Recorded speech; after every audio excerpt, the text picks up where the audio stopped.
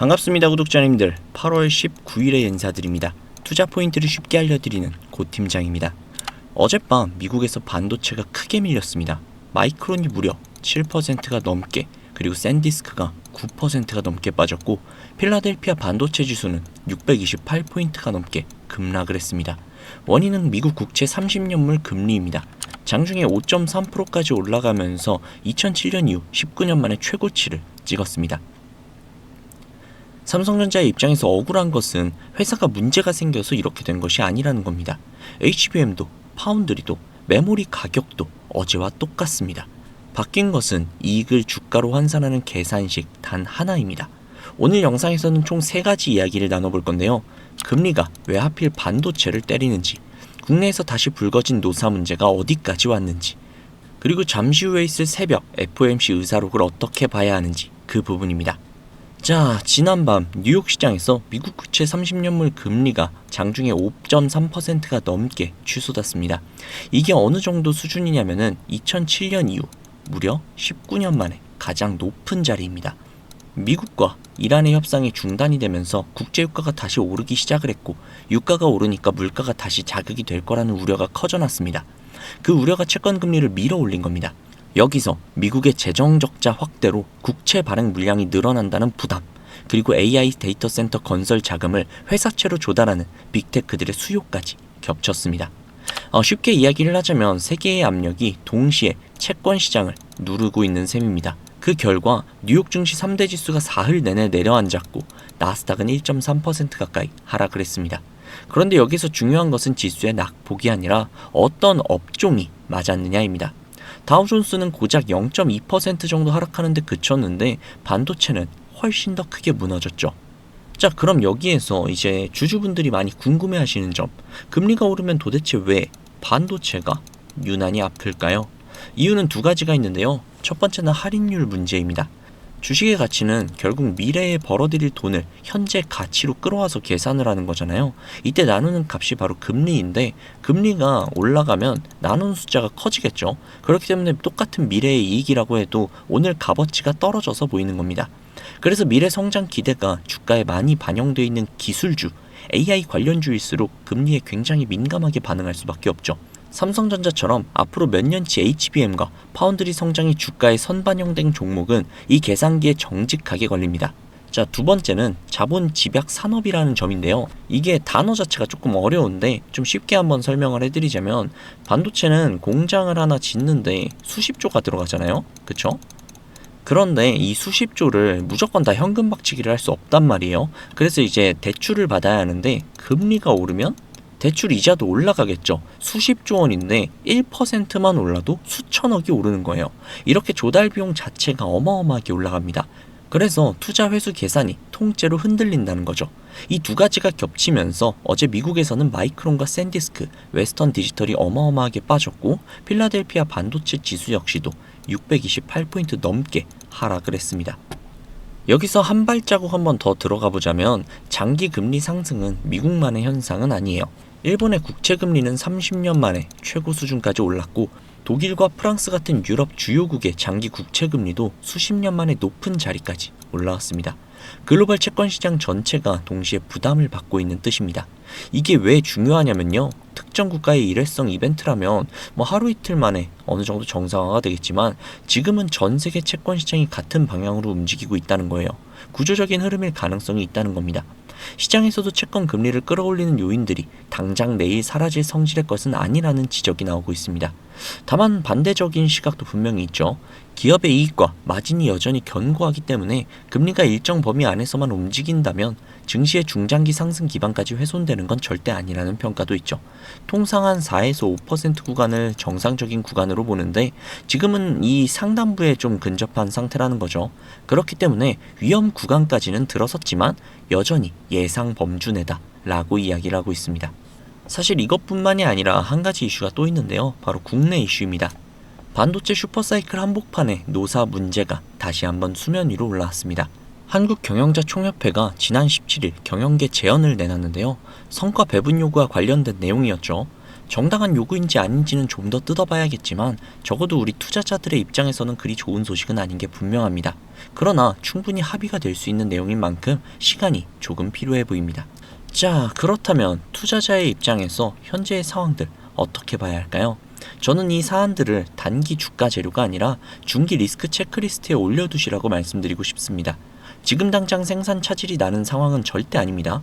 다만 메모리 수급이 타이트한 국면에서 국내 노사 갈등이 격화가 된다면 그건 곧바로 공급 차질 우려로 연결이 될 수 있죠. 반도체는 라인을 한번 중지를 하면 재가동과 정상화에 추가 시간이 드는 산업이기 때문에 시장이 예민하게 반응할 여지가 있습니다.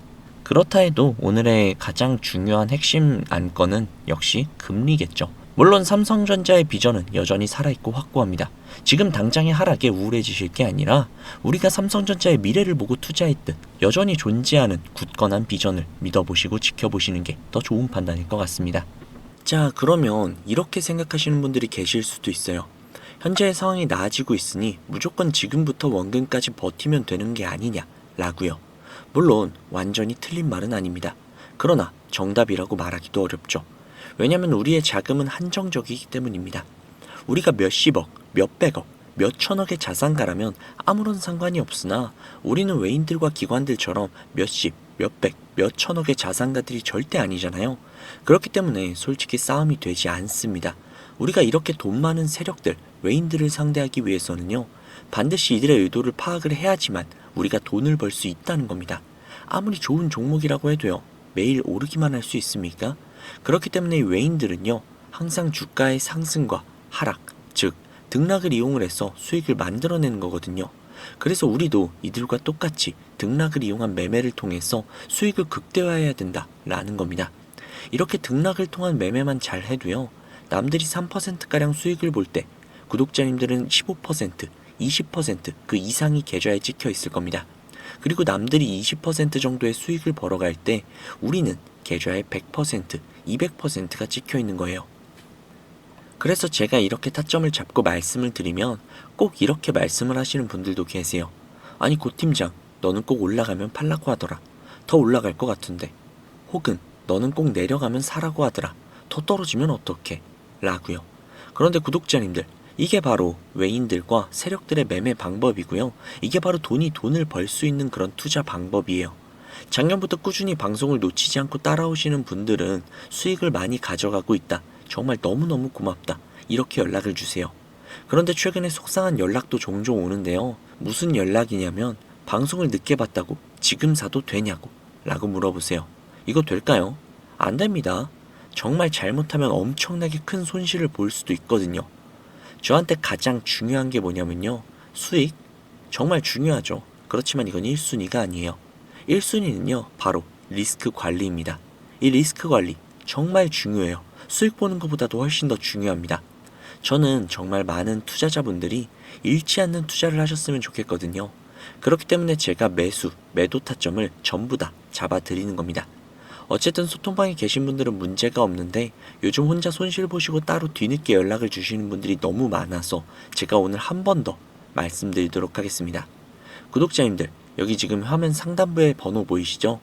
종목에 물려 계신 분들, 그리고 본업 때문에 실시간으로 대응이 어려우신 분들, 그 외에도 정말 너무나도 수익이 간절하신 분들은 이 번호로 문자 한 통씩만 보내주세요. 제가 뭐 1억 천금을 만들어 드리겠다, 억만금을 벌어 드리겠다, 이런 약속은 절대 드리지 못하지만 단 1%라도 수익을 끌어올리고 단 1%라도 손실을 줄일 수 있는 효율적인 투자의 해답을 보여드리도록 하겠습니다. 여기 상단부에 보이시는 010-2679-7056 010-2679-7056 이 번호로 수익이라고 적어서 문자 보내주시면요, 제 구독자님들이 방송을 보시고 연락을 주셨구나 라고 생각을 하면서 그분들 한 분 한 분께 매도 타점 장중에 나올 때마다 다이렉트로 바로바로 보내드릴게요. 지금 운영 중인 소통방에 나가는 타점 동일하게 보내드릴 겁니다. 이렇게만 하면 수익을 놓치시는 분들 없이 모두 다 가져가실 수 있겠죠. 그리고 주기적으로 소소하게 용돈을 챙기실 수 있게끔 단기 급등주도 챙겨드리고 있으니까요. 혼자서 투자하시기 힘드신 분들은 위에 보이시는 번호로 수익이라고 적어서 문자 넣어주세요. 하루 이틀 정도 한번 문자 받아보시고 뭐 수익이 좀 별로라던가 아니면 좀 취향에 맞지 않는다면 그냥 번호 차단하셔도 됩니다. 대신에 좀 수익이 잘 난다면요, 제 채널의 구독 그리고 영상의 좋아요 좀 부탁드릴게요. 그리고 제가 이렇게 많은 분들에게 수익을 내드리고 있다 보니 종종 선물 같은 거 이렇게 보내주시거든요. 뭐 기프티콘 같은 거. 그런데 제가 좀 난감한 게 제가 사실 커피를 못 마셔요. 그래서 제가 너무너무 감사하지만 그냥 마음만 받도록 하겠습니다. 저는 뭐 대가성으로 따로 바라는 건 없고요. 그냥 제 채널의 구독 그리고 영상의 좋아요 이거면 만족하니까요. 이 정도는 좀 부탁드려도 괜찮잖아요. 그쵸? 그리고 간혹 가다가 몇몇 분들이 또 물어보세요. 주식을 그렇게 잘하면 그냥 너 혼자 해먹지 왜 남들에게 알려주냐고 뭐 그렇게 생각하실 수 있습니다.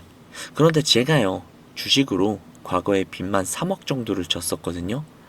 진짜 좀 안 좋은 생각도 많이 하고 뭐 한강을 가야 되나 라는 생각까지도 했었어요.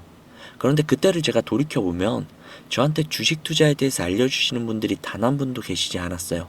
저는 정말 그때가 너무나도 외롭고 힘들었거든요. 그래서 제가 이제 유튜브 영상을 촬영을 시작하면서 저 같은 분들이 없기를 바라는 마음으로 도와드리고 있는 겁니다. 제가 늘 말씀드리죠. 주식은 혼자 투자하면 정말 너무 외롭고 너무너무 힘들어요. 선생님도 필요하고 함께 갈 수 있는 동료들도 필요하죠.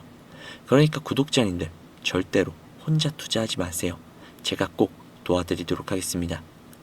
만약에 문자 보내주시는 게 조금 불편하시거나 아니면 종목뿐만이 아니라 시황이나 다음으로 올라갈 섹터 혹은 여러분들이 궁금하신 내용들이 있으시면요, 영상 하단에 더보기란에 링크가 하나 있을 거예요. 그 링크를 누르셔서 원하시는 내용을 클릭하신 다음 해당 내용 받아가셔도 되니까요. 너무 부담 갖지 마시고 천천히 수익 가져가셨으면 좋겠습니다. 자, 오늘 영상은 여기까지고요. 다음 영상에서 더 좋은 정보 그리고 더 알기 쉬운 분석으로 찾아뵙도록 하겠습니다. 지금까지 고 팀장이었습니다. 감사합니다.